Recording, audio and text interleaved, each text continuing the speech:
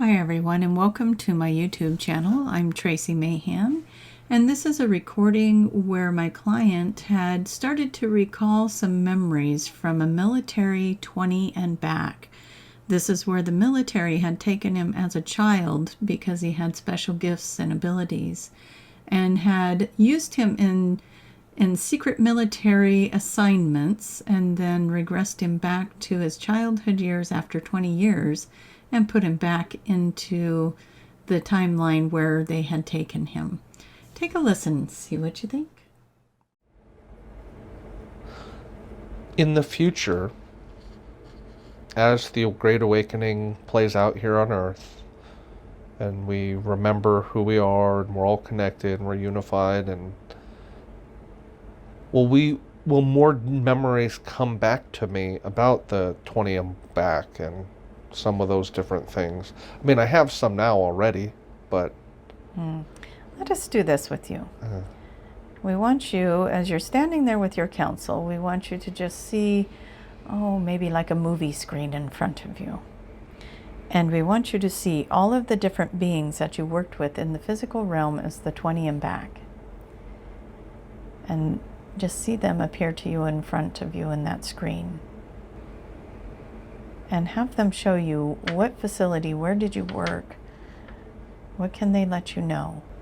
I remember in North Portland, off Terry Street, where my family lived, being a little kid, having this blue energy outside. Literally, they landed a ship, some kind of ship landed right in the middle of the street, in the middle of the night. I, as a little kid, walked out, unlocked my family's door, went out, got in the ship, and we flew off. And I remember one of the most vivid memories I actually have of being of all that is when we got to the moon, and that there's bases there. And I literally had this like deja vu, surreal moment. I mean, obviously I was meant to remember it, because I hardly remember being on the ship. I hardly remember what the beings look like, or if they were humans or the soldiers. I don't know. But all I remember is literally being like, okay, we're here. And I stood up and I went to stand off the ship. And it was like when you're getting on an airplane. You have that moment where you're coming off the thing they pull out and it connects to the plane. You walk down the ramp. Mm-hmm. And right before you step from the ramp to actually physically on the plane, usually they've got the pilot standing there. Mm-hmm. I literally remember that, like, the ship was landed, connected. We went to step, and as I first stepped on in the base, and there was humans everywhere. There was different kinds of ETs, and I remember thinking, oh my God, I'm on the moon. And I have another memory somewhat like that, where I'm with, I think, some Pleiadians and a military guy, and we're walking towards this, I guess you would say an orb, but it didn't look like a glowing orb. It looked like like the heat immersion on a hot day, and you're looking on the street and you can see the heat immersion, and that's what this orb thing looked like. And it was it was either a portal or a jump gate that was being used. And I remember one of them, somebody said, or I just understood that because of the DNA I had, I was actually, I was valuable to them because I could go through these, and not everyone's DNA allowed them to go through these things. And so what was special about your DNA? I have, I have a lot of different groups of DNA within me. I'm a hybrid at every level. Mm-hmm. And higher human, ET, all the above. And so I'm standing, and there's literally two Pleiadian males on either side of me, and they're taller, and they're look like Fabio and whatever. And there's a soldier, and we walk through this thing, and I'm asking, what's it going to be like? What's it going to be like? And they're like, oh, it's kind of like going on a roller coaster or something, just the way it feels. And I always liked roller coasters. I didn't get scared. I kind of everybody gets that feeling in their stomach, but I always thought it was kind of fun. It was exciting. I felt more alive in that sense. Mm-hmm. It was a memory, wasn't it? Yeah, and so as we walk towards this thing, it's not like a door or a hole, it's literally a thing, and you get up on it, and all of a sudden it sucks you through. And I literally remember they have it in some of the movies now when somebody gets sucked through a portal and you see these like this tube of light, and all of a sudden you're on the other side. When we got to the other side, and again, I'm not sure where I was going or to where I was going, I just remember going through it and thinking, oh my God, I'm going to go through a portal. This is awesome. Just like my 3D self thinking that was amazing. And we went through the other side, and all of a sudden, just like a blip, we're on the other side. The Pleiadians are still standing there, the soldiers standing there, and I'm literally flying flat on my back on the floor. Because I've always liked roller coasters, but this is like a roller coaster times a million. My chakras, my lower chakras, I actually think it might have even strained my chakras. However, the energy behind popping through this thing, I was literally laying on the ground, and they're all looking down. Even the Pleiadians are like, are you okay? They're like concerned about me. And it literally took me a minute to like stand up, get my wits about me, because my head was so dizzy because we had just popped through this portal. So that's something that's coming through that I remember vividly. Well, our curiosity has the best of us. Where did it take you?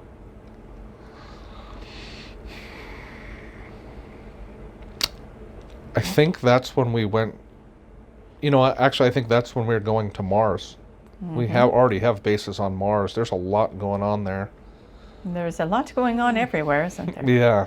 Way more than what they let you know.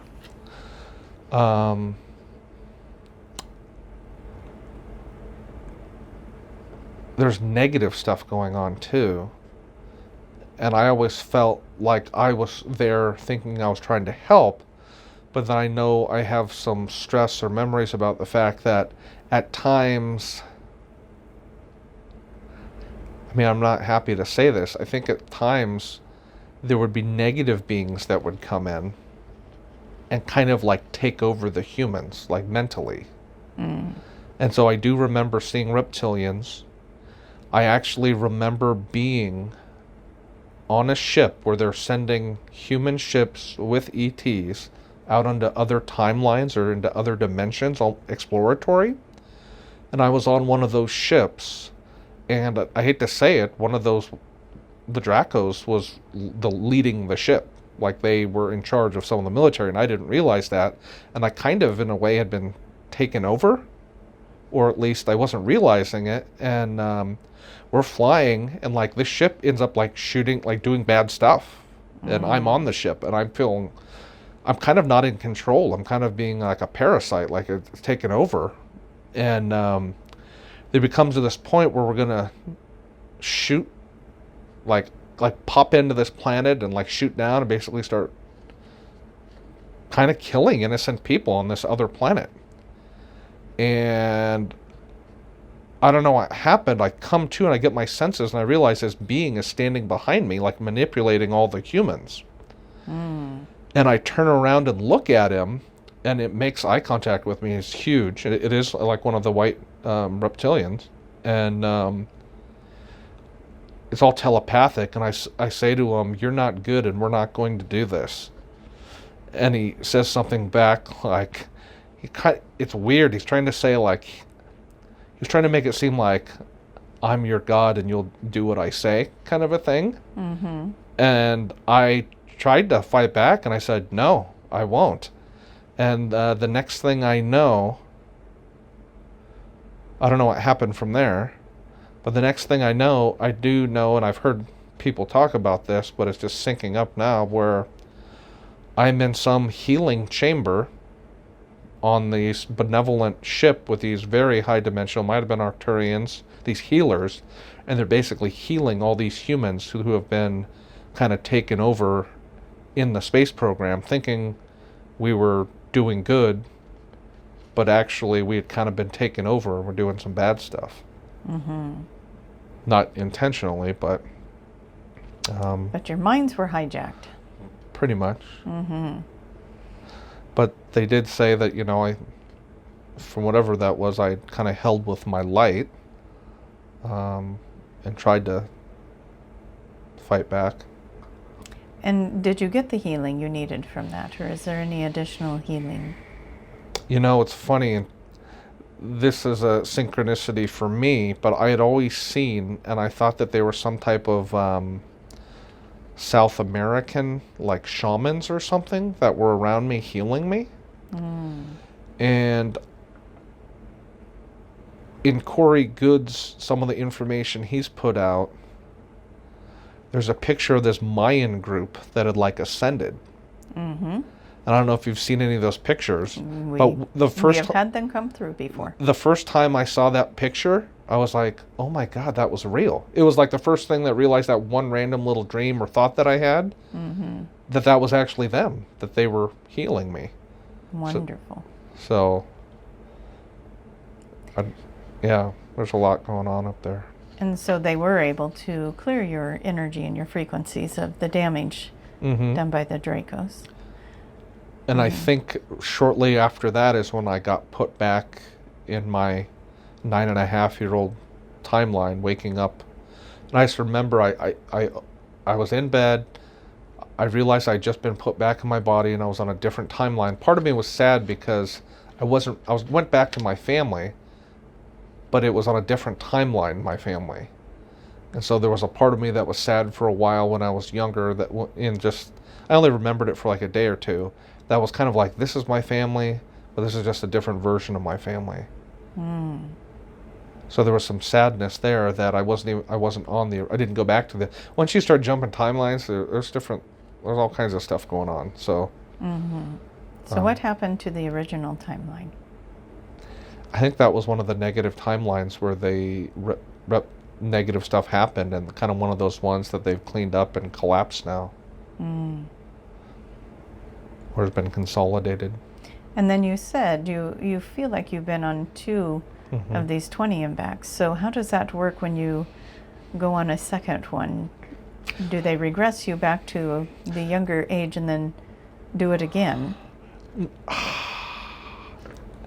I'm not sure about that part. I remember laying on the table as an adult, them essentially saying, okay, we're sending you back now, and this other voice coming in, they're saying, or you can go for another round.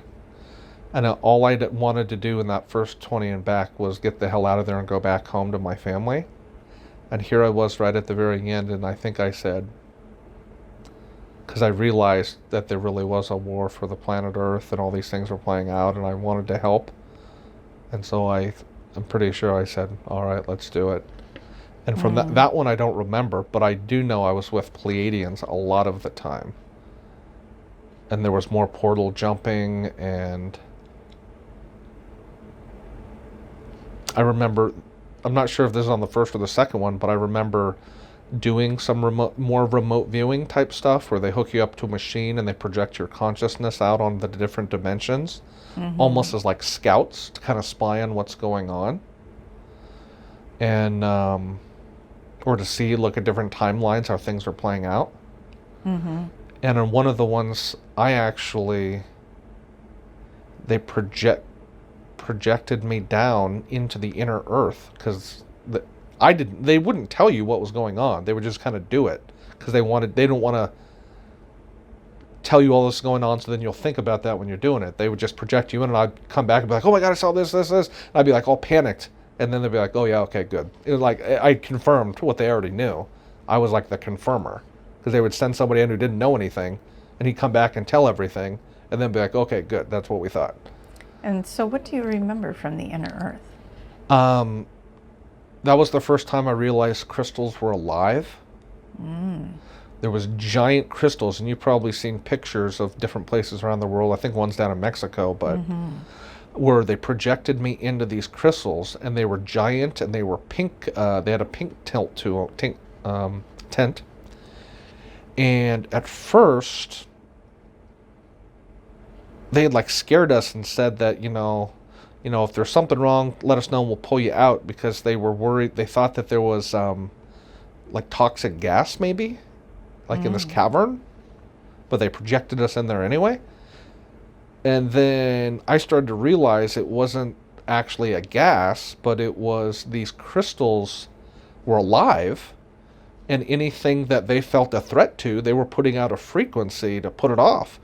But because I was a little kid and I got projected in, it's almost like they kind of took pity on me, like, oh gosh, they're sending the kids down now. Mm-hmm. And I was like, I literally said in my head, telepathically, "You're alive?" And the crystal, it wasn't like a yes or no, but it was kind of like a duh. Like of course we're living, And I was like, so I remember seeing that. But I also remember hearing from the programs that, and I think this has been validated by other people, that sometimes they would send you down to the inner earth to these different bases that the military had. And we were always afraid like we weren't going to be able to come back. So they always kind of had you on that like fear where they were going to send you something, but then we're just going to leave you there. I think it was for obedience, so that you would like do what they say.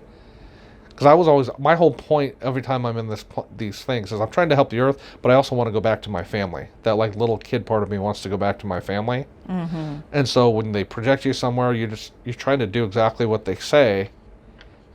And in some cases, that's all I remember of the inner earth, except for I